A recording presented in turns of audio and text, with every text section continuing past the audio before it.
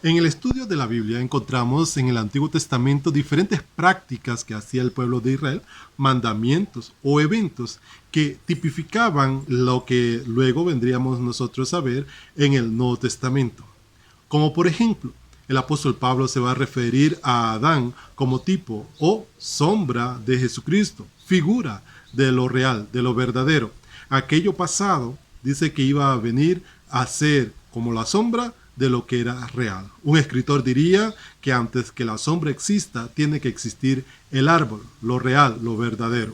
El apóstol Pedro también se va a referir en su primera carta al evento de Noé y el arca, como tipo del bautismo, que así como ellos fueron salvos por el agua, así nosotros a través del bautismo también somos salvos, tipo antitipo.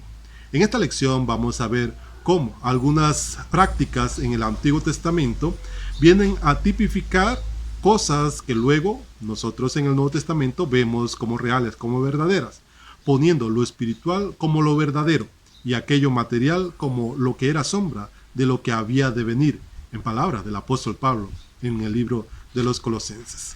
En esta lección entonces tenemos como propósito ver cómo la cena del Señor viene a ser para nosotros un recordatorio, viene a ser algo que trae a la memoria. ¿Hacía esto Dios con el pueblo de Israel en el Antiguo Testamento? Ya que en el Antiguo Testamento nos encontramos muchos ejemplos que vienen luego a hacer lo real, lo verdadero en el Nuevo Testamento. Pues quédese conmigo en esta cuarta entrega. Hoy desde el bambusal. Que el Señor les bendiga y empezamos. Como primer punto vamos a ver cómo Dios usó de conmemoraciones para ayudar a su pueblo, tanto Israel como antes del establecimiento del pueblo de Israel, para que los suyos recordaran acontecimientos importantes, obras que Dios había hecho para salvarle, para guiarle o para darle bendiciones. Como ejemplo podemos ver en Génesis capítulo 9, versículo 13 al 17, cómo Dios establece un pacto con Noé, una promesa le hace, y para que él lo recordase, para que Noé y su familia, su descendencia, le recordasen, pues establece el arco iris. También tenemos Éxodo capítulo 20, versículo 10 y Deuteronomios capítulo 5, versículo 14, en donde el pueblo de Israel necesitaba recordar cada día de reposo, cada séptimo día, cómo Dios había liberado al pueblo de la esclavitud de Egipto. También tenían que recordar cómo Dios había trabajado 6 días y el séptimo día había descansado. Un recordatorio que el pueblo de Israel tenía consigo perpetuamente. Otras de las conmemoraciones que tenía el pueblo de Israel, que Dios le había dado a celebrar, era la Pascua. Con ella ellos tenían que recordar la noche en la que fueron liberados de la esclavitud de Egipto. En Josué capítulo 3 versículo 11 al capítulo 4 versículo 17, vemos cómo este caudillo le dice al pueblo de Israel que de las 12 tribus tomen un hombre y que carguen una piedra del centro del Jordán y la pongan en un lugar como conmemoración de aquella maravilla que había hecho Dios con el pueblo al pasar el río deteniendo sus aguas y ellos que pasaran en seco a la tierra prometida. Vemos pues cómo las conmemoraciones en el Antiguo Testamento ayudaban al pueblo a recordar, a tener memoria de los acontecimientos importantes en los que Dios había actuado para con el pueblo. En el Nuevo Testamento se establece la cena del Señor para que tengamos memoria de Jesús. El apóstol Pablo se refiere a ello en primera carta a los Corintios capítulo 11, versículos 24, donde recoge las palabras de Jesús que dicen, en memoria de mí.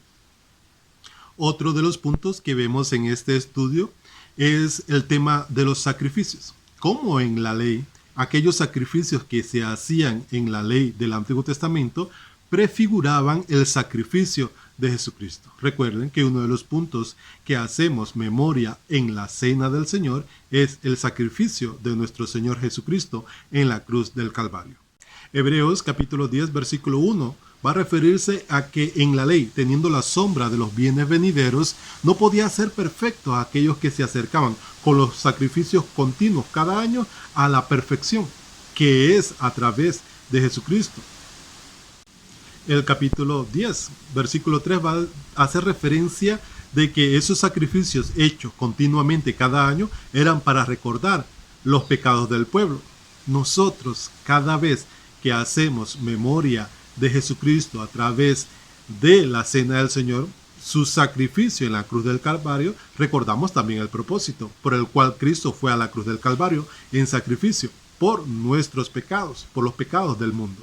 Recordemos las palabras de Juan, cuando dice: he aquí el Cordero que quita los pecados del mundo.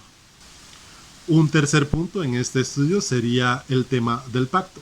Recordemos que el Antiguo Testamento era un pacto de Dios para con el pueblo de Israel a través de Moisés, y que ese pacto tenía como intercesor la sangre de los corderos, la sangre de los machos cabríos, la sangre de toros, pero que no podían perfeccionar a nadie, no podían limpiar la conciencia de pecado.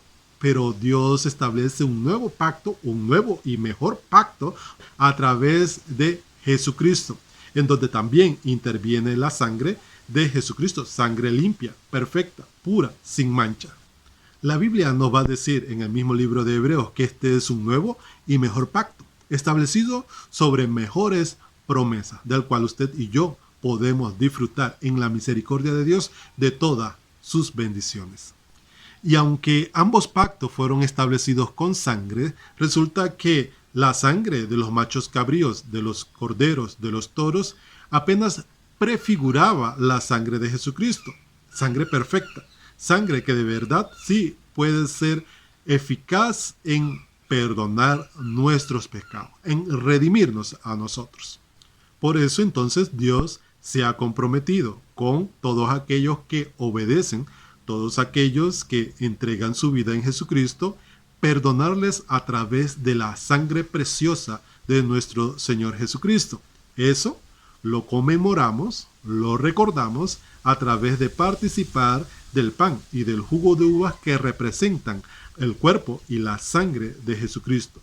En resumen, entonces, resulta que el pueblo de Israel, o aún los patriarcas, tenían de parte de Dios algunas cosas, algunos eventos, algunas celebraciones para recordar cosas importantes que tenían que ver con Dios, con su voluntad, con los hechos que Dios había hecho, valga la redundancia, con su pueblo o con aquellos que le servían.